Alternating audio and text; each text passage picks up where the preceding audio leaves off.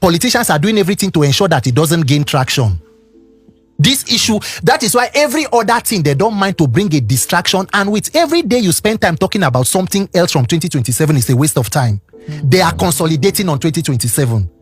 This government is one of the only governments who came in 2023 and less than 1 year began campaign for the next election. This current government is more interested in politics than governance.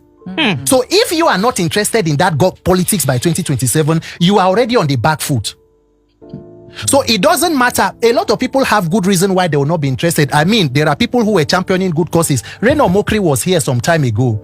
And then recently he was talking about how, Nigeria is an oil poor country and all of that. Imagine a mentality or a mindset of people where you value your resource or your riches with your natural resource. It's against your human capital development. The wealth of a country is being measured by how many oil we have. Meanwhile, if you take all of Nigeria's oil and give them good leadership, they will still be wealthier than some of the nations in the world. How many oil does Singapore have? That's deep. So when you see people like that who held the trust of the public take a 360 and begin to glorify what they once condemned, people have good reason not to believe in the process. But at the end, I keep asking everybody, what is your other choice? Keep quiet and continue to die. Whether or not we speak up, Nigeria can happen to you. It's better we find the courage. So we are still doing this, clarion call and calling on people. A lot of persons are coming in. Gradually, as I talk, they change. Maybe not immediately, but eventually. Nation building is not a sprint, it's a marathon. We keep trying. Very true. So you said something that this government is more interested in politics than governance. Yes. Recently, President Bola Ahmed Tinubu launched the Renewed Hope Agricultural Program. Now, 2 years in office, the president promised to make agriculture, sexy again. Yes. And ensure that we are, self-sufficient, we can feed ourselves, and we don't have any issues because the land is green. Yes.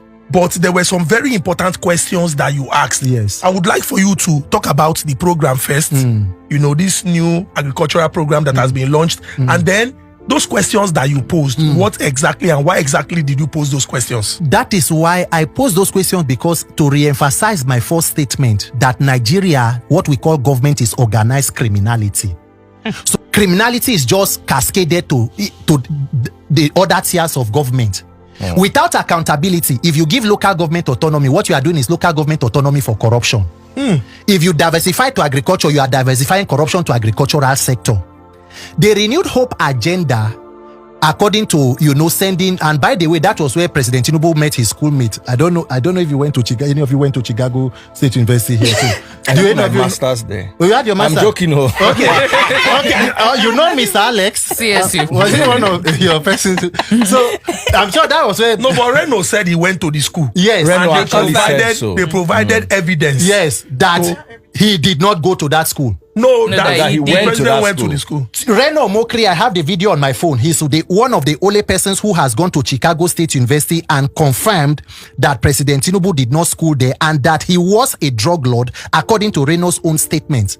That he got a docket to show that. Reno Omokri is one of the only persons who has gone to that school to confirm. But that's not what Reno said. He said. retracted that statement.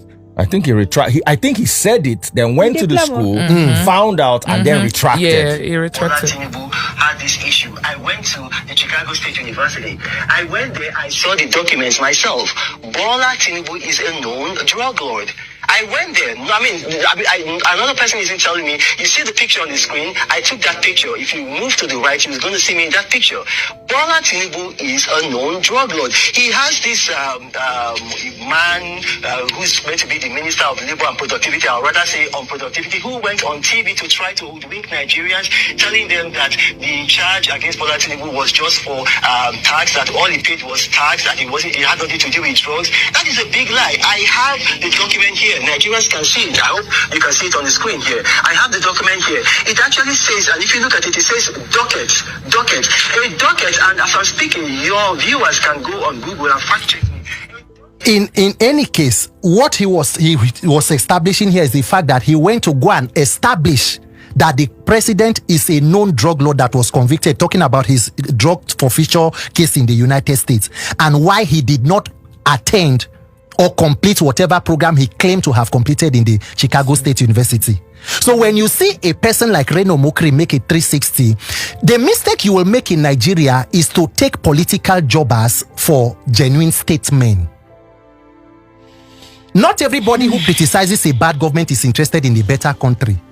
A lot of persons are okay to take corruption for as long as they are beneficiaries of it.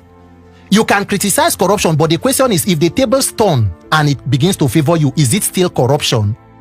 Have you seen when Reno Omokri was singing praises of person like Mr. Peter Obi? He said on this show that he never liked him. He made videos on that. Let me show you. You get receipt. Let me show you now, so that it no go be like, say, nah, this thing. But let's talk about Peter Obi while you're looking for the video. The video is here. When DC came in for the National Prayer Breakfast. But you see, I listened to this man. I listened to Governor Peter Obi.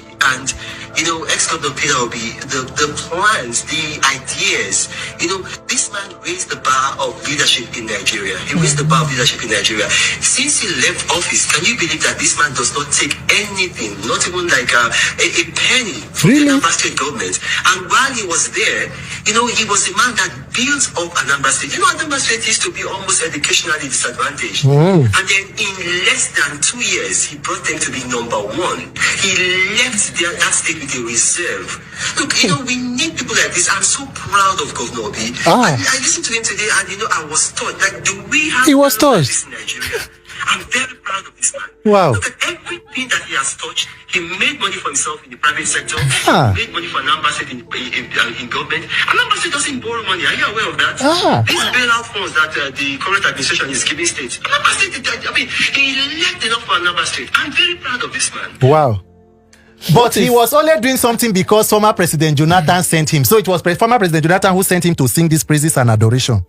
You see, Nigerians, a lot of Nigerian politicians cannot survive opposition. Once your government has left office, you left office in 2015 with President Jonathan.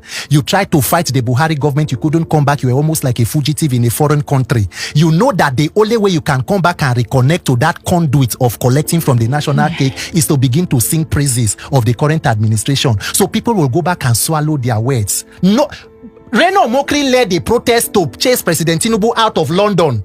He led a protest, the hotel where they went there, and he boasted about it.